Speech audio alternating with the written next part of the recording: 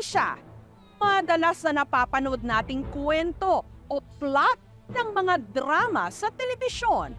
Bagay na nangyari raw sa isang lalaki mula sa Zamboanga del Sur, isang araw lang matapos siyang ikasal.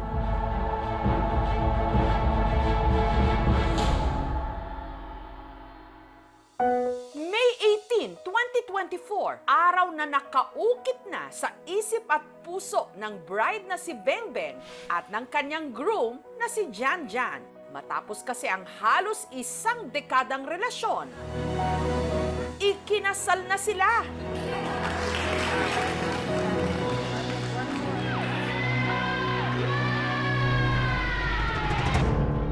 Pero sa isang iglap, ang mga pangako tila napako. Si Janjan kasi, isang araw lang matapos ang kanilang kasal, biglang nakalimot. Oh Lord, bakit ganito yung ganti, Lord? Bakit umabot sa punto na ganito? Hindi ko po kasi lubos maisip, sir. Yung mismong kasal namin na dapat po yung pinaka-importanting bagay na dumating sa buhay namin. Biglang nawala lang po lahat ng mga memories po na sobrang saya namin. Ano ang nangyari kay Janjan para ang kanyang mga alaala mabura?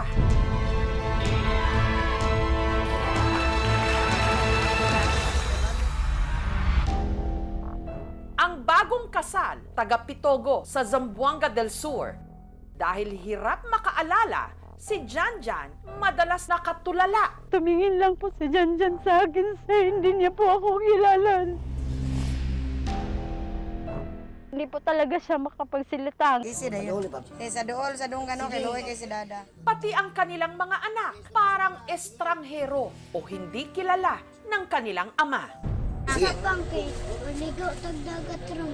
Nilapitan po siya ng anak naming babae. Yung sabi niya, Papa, kiss siya. Tinulak po kami ni Janjan. Tapos iyak po ako nang iyak. Para maipaalala sa mister ang kanilang kasal, si Bengbeng isinabit pa ang isinuot niyang wedding gown sa dingding ng kanilang kwarto. Kinsan eh. Kailan ka? Hindi ka kinsan eh. Gasutan eh. Pina-frame ko po yung picture na namin sa kasal. Yun yung paulit-ulit kong sinasabi sa kanya na kinasal na tayo. Ito yung suot mo. Dito tayo kinasal sa simbahan. Hindi ko talaga maalala na kinasal kami. Nalaman ko na lang sa mga pictures, mga videos. Taong 2015 nung nagkakilala sina Bengbeng at Janjan sa pinagtrabahuhang restaurant. Siya po ay isang waiter, tas ako, tagagawa po ako ng mga milkshake. Nagsimula raw silang mabuting magkaibigan. Si Janjan nga raw ang naging shoulder to lean on ni Bengbeng nung naghiwalay sila noon ng dati niyang ka-live-in partner. Nagustuhan ko po talaga sa kanya, sobra pong lambing, mapagmahal, tas mapagbigay. Hanggang si Janjan, niligawan si Bengbeng. Sinabihan ko siya, baka hindi ako matanggap ng mama mo. Sinagot ko siya, mismong birthday ko, April 7, 2017. Ang kanilang pag-iibigan nagbunga ng 2 anak. Pangarap po talaga namin ni Janjan po na magpakasal kasi pareho po yung mga magulang namin ay hiwalay. At matapos ang 9 na taon nilang relasyon, sila'y nagpakasal.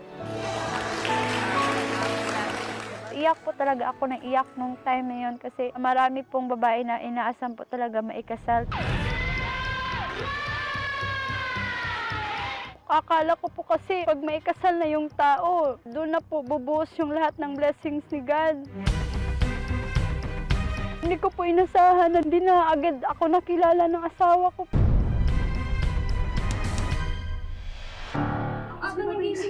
Isang araw lang makalipas ang kanilang kasal, ang ina ni Janjan na si Lina parang nag-iba raw ang timpla. Yung biyanan ko, gumising siya alas 4 po ng umaga. Sabi niya, uuwi na ako sa Uzamis na. Ayon sa tiyahin ni Bengbeng na si Lynn Grace, nung araw pa lang daw ng kasal, pansin na nilang iritable ang ina ng groom. Sabi ko naman, tinawag ka, sabi niyo, umuwi ka talaga. Kasi Ang pangit ng pinapasuot mo sa akin. Makati yung ano ko. Parang naiinsulto ako, sir, kasi ako yung naghanap ng isusuot. Nung kasal pa namin, ilang na siya. Sabi ng auntie ko, kasal to ng anak mo, hindi ka ba masaya? Hanggang si Lina, para na raw bulkang sumabog.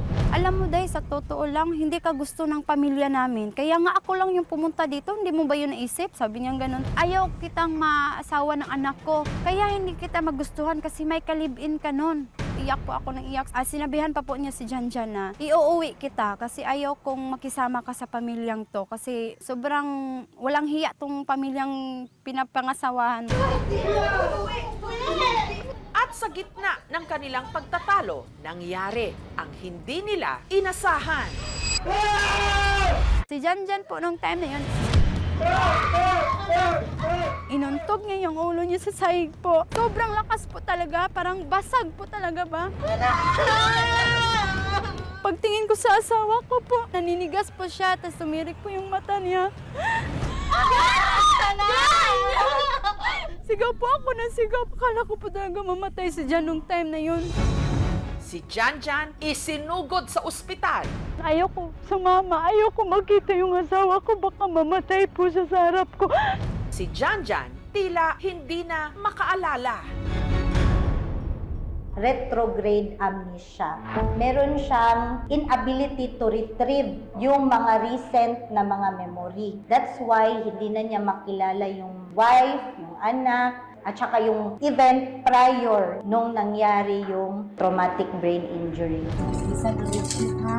Te, huwag kang umiyak sa harapan ni Jan, ha? Dapat lakasan mo yung loob mo kasi hindi na nakakilala si Jan.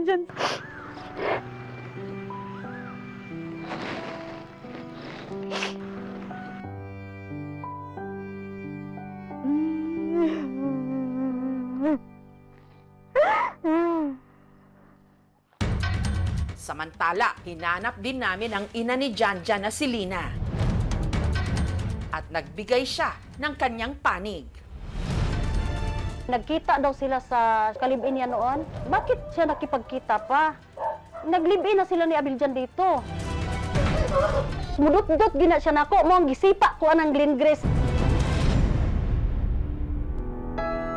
Sa pagbabalik ni na Bengbeng sa simbahan kung saan sila ikinasal ni Janjan, manumbalik kaya ang nakaraan?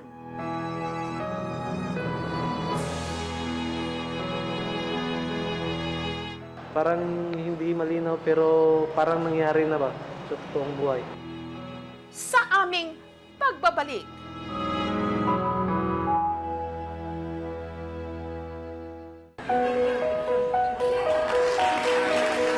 Isang araw lang, matapos ikasal sina Bengbeng at Janjan, ang groom tila raw nagka-amnesia. Tumingin lang po si Jan sa akin, sa hindi niya po ako kilala. Si Janjan kasi sinaktan ang sarili matapos magtalo ang kanyang misis, tiyahin ang kanyang misis at ang kanyang ina. Inuntog niya yung ulo niya sa sahig po. Sobrang lakas po talaga, parang basag po talaga ba?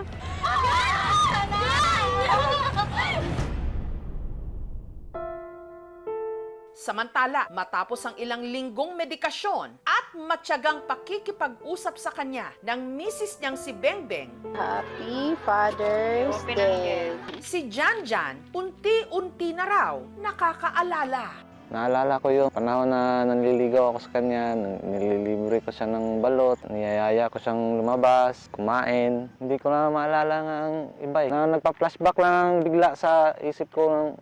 Gayunman, ang mga alaala ni Janjan sa mga nakalipas na buwan, hirap pa rin daw niyang maalala. Hindi ko talaga maalala na kinasal kami. Sinabihan ko sa Bingbing na, kasal natin ngayon. Kasi nakita ko yung gown nakatayo sa gilid ng kwarto namin. Naggulat na lang ako na, tapos na pala. Pero kung may hindi raw makakalimutan si Janjan, yan ay kung gaano siya kamahal ng kanyang misis. Sobrang caring niya. Mahal na mahal niya talaga ako. Kamag-alala, gangamin ka na. Samantala, para kunin ang panig ng nakaalitang biyanan ni Bengbeng, Pinuntahan siya ng aming team sa Ozamis City sa Misamis Occidental. Hindi naman sa ayaw ko si Beng. Noon na nasyak ako. Hindi ko sinabi yung ayaw ko sa iyo. Nagkita daw sila yung kalibin niya noon. Bakit siya nakipagkita pa? Naglibin na sila ni Abiljan dito. 2016 po, kasal po yon ng tita ko. Nanliligaw pa lang po si Janjan noon. Nasabi ng nanay ko na yung dating kalibin ko po, ipapakilala ko sa pamilya ko. Pero hiwalay na kami ng kalibin ko nung time na yon. Sabi po ni Jan nung time na yon, ma, napag-usapan na po namin yan ni Bingbing, ma. Hindi rin daw niya nagustuhan ang naging trato sa kanya ng mga kaanak ni Bengbeng. Pati na ang ipinasuot sa kanyang nirentahang damit. Pagka human sa kasal, gusto na dyan ko mag-ilis kay, sige na lang kung pangalot, ana, magid siya. Nako, kay siya arti pa kay ka sa mga sanina nga among ipasuot nimo. Oo, ako. Ining tawag manggod akong bana nga, akong tulo ka anak gihilantan. Mo nang dili jud ko ka-concentrate sa kasal ni Abiljan. Kabuntag na sayo, nag-ilis na ko kay gusto na jud ko muuli, sir. Pero ang ikinasama raw ng kanyang loob, ang di umano, pananakit sa kanya ng tiyahin ni Bengbeng na si Lynn. Mudot-dot gina siya nako, mo ang gisipa ko anang Glen Grace. Iya jud kong gisipa na igo ko dire. Hindi naman po namin siya sinaktan. Kailangan ay magkaroon na ng premarital counseling yung mag-asawa para pag-usapan na yung mga posibleng future problems. Isa na sa kailangan pag-usapan ron ay yung in-laws. Yung dalawang parties ay willing makipagbatian at saka gumanda yung relationship. Kailangan may cooperation between both parties. Mahal kita diyan. Magpagaling ka na, anak. Bumiyahit ang aming team ng 5 oras para samahan sina Janjan sa isang neurologist. Sumailalim siya sa magnetic resonance imaging para masuri ang kanyang utak. Ang initial diagnosis sa MRI is normal, walang fracture, walang bleeding. Okay. Bukod sa kanyang post-traumatic amnesia, napansin din nilang si Janjan may depression. Meron pang pag-asa na bumalik yung memory niya. So una is to treat the depression. Kasi ang depression, isa siya sa mga reversible causes of memory loss. And number 2, meron tayong mga cognitive stimulation therapy and mga cognitive enhancers na pwede natin maibigay sa kanya. Ang lokal na pamahalaan ng Pitogo, pati na ang barangay ni na Janjan, nagpaabot ng tulong sa mag-asawa. In behalf po ng Local Government Unit ng Pitogo at ng Municipal Social Welfare and Development Office, naghandog rin po ang aming ahensya ng financial assistance. Ang aming programa, nagbigay din ng pambili ng gamot.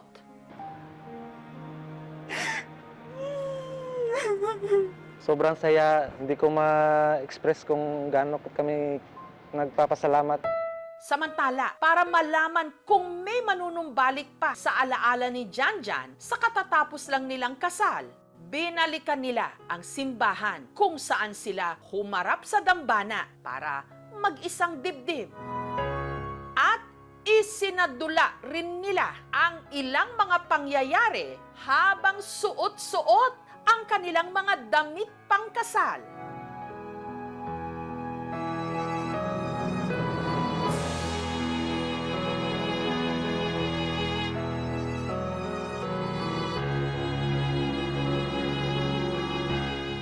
Si Jan, tila bumalik ang alaala. Parang na-feel ko na yung papunta siya sa altar na yun yung gusto kong maramdaman na papalapit siya sa akin. Saya pala sa dibdib na ganito pala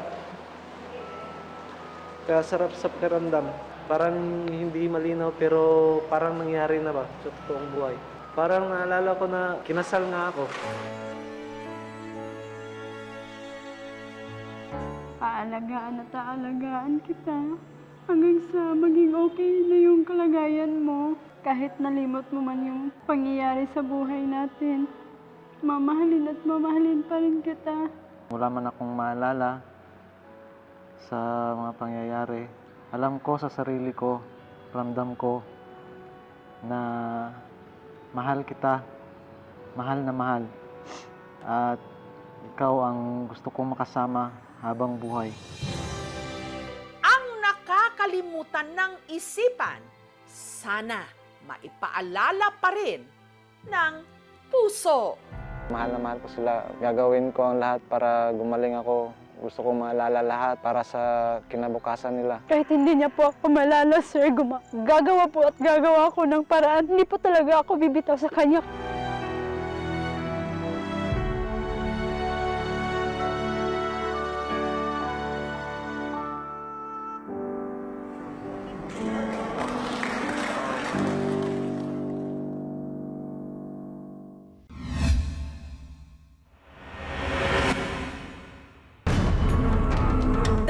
Lubhang napakadelikado manguha ng honey at pwedeng makamatay ang sting ng mga bubuyog. Ang mga professional beekeeper, balot na balot. Pero sa Roxas, Palawan, ang dalawang batang ito nung sinadya ang isang pulot-pukyutan. Ito mga idol, papausok ko lang namin para makuha na namin yung honey. Ito pala yung gamitin namin mga idol, bunot, para lumayo ang bubuyog. Naka-t-shirt at shorts lang. Yung mga idol, may ligwan, no? Grabing laki.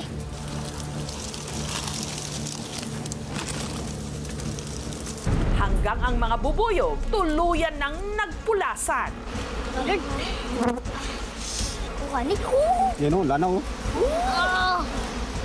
Mga idol, ito pure honey ito mga idol, oh.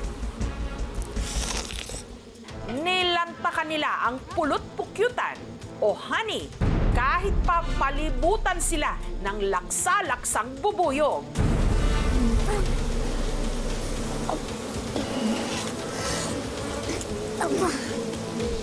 Ang diskarte niyan mga idol para di tayo makagat, huwag lang ipitin.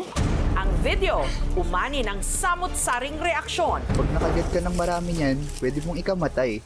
Bakit pinahintulutan ang mga paslit sa ganitong napakadelikadong sitwasyon?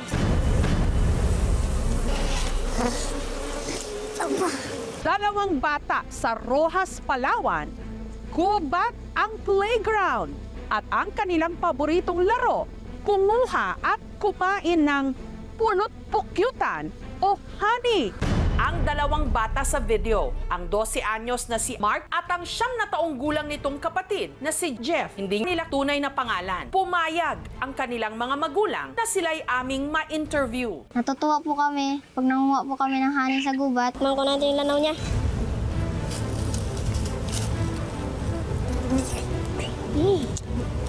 Ang vlog, kuha lang nitong nakaraang linggo kasama ang tiyuhin nilang content creator na si Bong. Inaya ko po si Bongbong na magpuwag po ng ligwan. Hindi ako natatakot na kung ano mangyari dahil alam ko naman na kaya nila. Hindi ko naman papasubo yung mga bata na ipapahamak ko sila. Hindi raw ito ang unang pagkakataong nanguha sila ng pulot-pukyutan. Giging pausukan po gamit ang bunot. Nung nagpulasan na ang mga bubuyog, sa kanila kinuha ang kanilang target. Sarap mo ma'am, matamis. Pero sa totoo lang daw, ilang beses silang nasting ng mga bubuyog.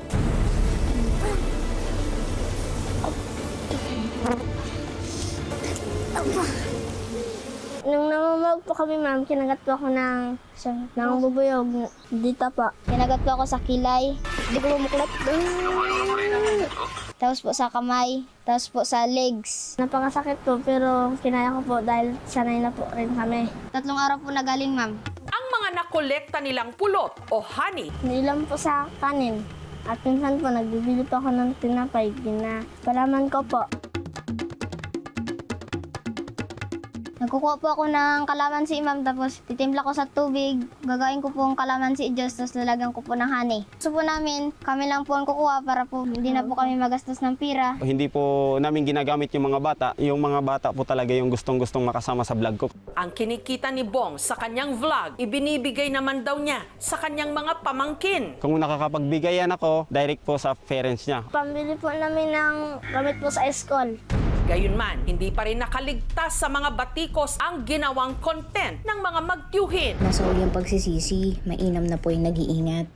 Ang pangungulekta kasi ng pulot o honey, nakasanayan na raw na gawain sa kanilang lugar. Sa totoo lamang ay yan ang primary na kinabubuhay dito sa lalawigan ng Palawan.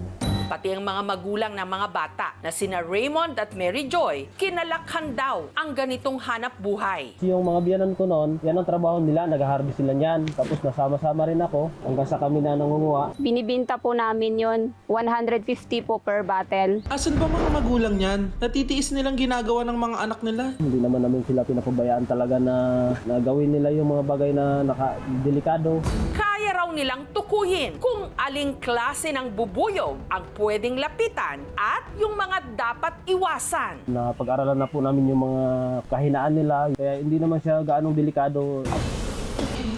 Hindi rin daw sila nababahala sakaling putaktihin ang kanilang mga anak ng kagat ng bubuyog. Naniniwala raw kasi silang may ibinibigay ito sa kanilang immunity o pampalakas ng resistensya. Masakit din siya. Immune po yung katawan namin sa ganun. Lumalakas yung katawan namin. Ang bee sting kasi ay venom. Wala tayong makitang benefit niya sa katawan ng tao. Kung siya ay paulit-ulit na kinakagat, maaaring eventually maka-develop na rin siya ng immunity dito. Pero hindi lahat ganito ang sitwasyon. Ang mismong lolo nga ng mga bata na si Bonifacio, namaga ang mukha matapos masting ng bubuyog sa kalagitnaan din ng pangunguhan niya ng pulot. Kinagat ako ng pukyutan sa mata, kumikirot siya. Tapos nung pagkirot, maga na siya. Kumipot yung mata ko dahil sa kamandag ng pukyutan. Maaaring magkaroon ng pamumula. Kung talagang highly allergic ang isang tao sa bee sting, maaaring ikamatay.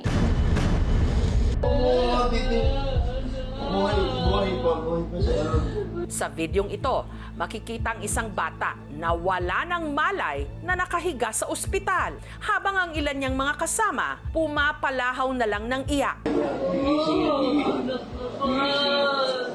Ang bata namatay matapos masting ng bubuyog.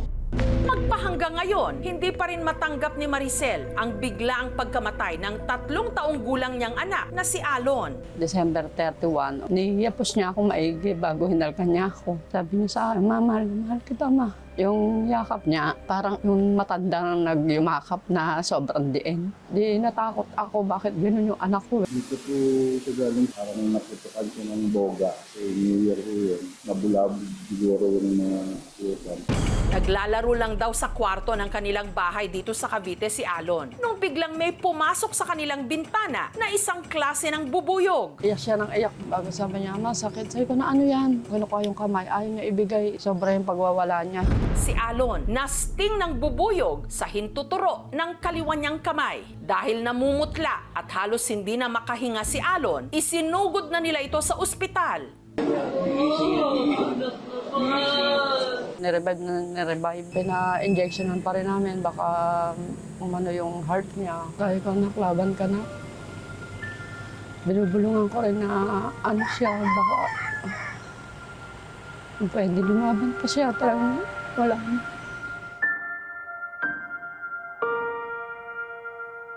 Ang sanhi ng kanyang pagkamatay, anaphylactic shock, severe allergic reaction sa sting ng bubuyog. The body is overstimulating to the bee venom, which causes the release of histamine to the bloodstream.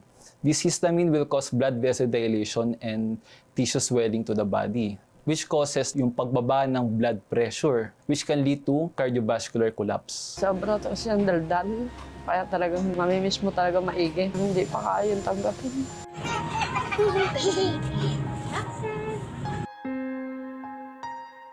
Pwede kang magsuot ng protective gears. Huwag ka munang gumamit ng pabango. Baka ikaw ay mapagkamalang bulaklak para hindi ka nila i-attack. Malaki po yung contribution ng mga bubuyog sa environment natin.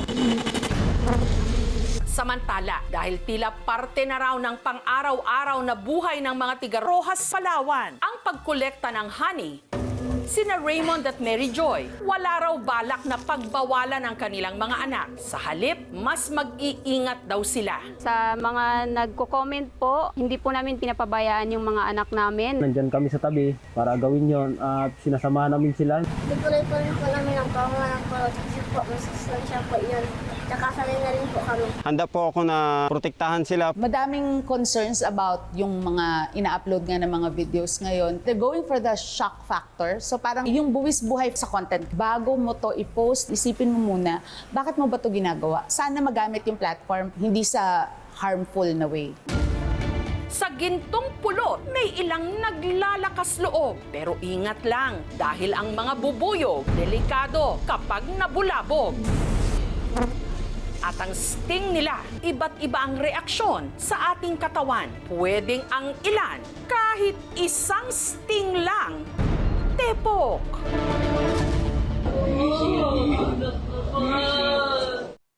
Thank you for watching, mga kapuso. Kung nagustuhan niyo po ang videong ito, subscribe na sa GMA Public Affairs YouTube channel. And don't forget to hit the bell button for our latest updates.